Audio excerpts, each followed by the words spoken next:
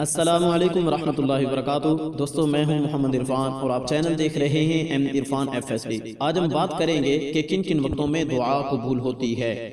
اذان کے وقت دعا قبول ہوتی ہے، اذان اور اقامت کے درمیانی وقت میں دعا قبول ہوتی ہے، حی علی الصلاۃ حی علی الفلاح کے بعد اس شخص کے لیے جو کسی مصیبت میں گرفتار ہو اس وقت دعا کرنا بہت مجرب و مفید ہے، جہاد میں صف بندھنے کے وقت بھی دعا قبول ہوتی ہے، فرض نمازوں کے بعد بھی دعا قبول ہوتی ہے، سجدے کی حالت میں بھی دعا قبول ہوتی ہے، مگر یاد رہے کہ سجدہ فرائض کا نہ ہو۔ فرائض میں تو صرف تسبیح ہی پڑھنی پڑتی ہے، اگر آپ نوافل یا سنن پڑھ رہے ہیں تو ان میں قرآن و احادیث میں جو چند دعائیں مذکور ہیں ان میں سے آپ کوئی سی دعا بھی پڑھ سکتے ہیں، مانگ سکتے ہیں۔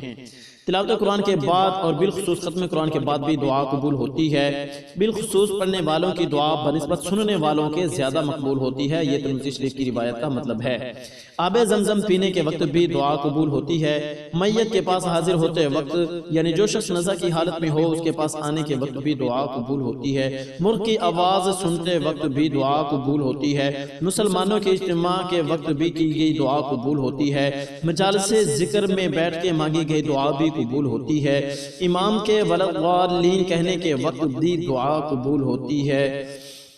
اور اسی طرح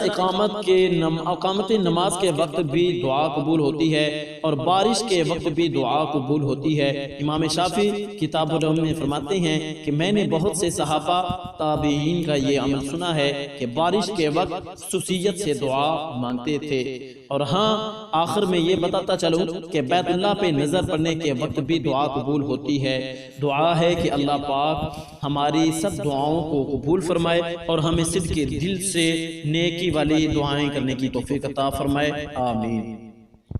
دوستو اگر یہ ویڈیو پسند آئے تو اسے لائک اور شیئر ضرور کیجیے گا، اگر آپ چینل پہ نئے ہیں تو چینل کو سبسکرائب کر لیں اور بیل آئیکن کو پریس کرنا بالکل نہ بھولیے تاکہ ہماری ہر اپ ڈیٹ کا نوٹیفیکیشن آپ کو ملتا رہے۔ دعاؤں میں یاد رکھنا۔ اللہ حافظ۔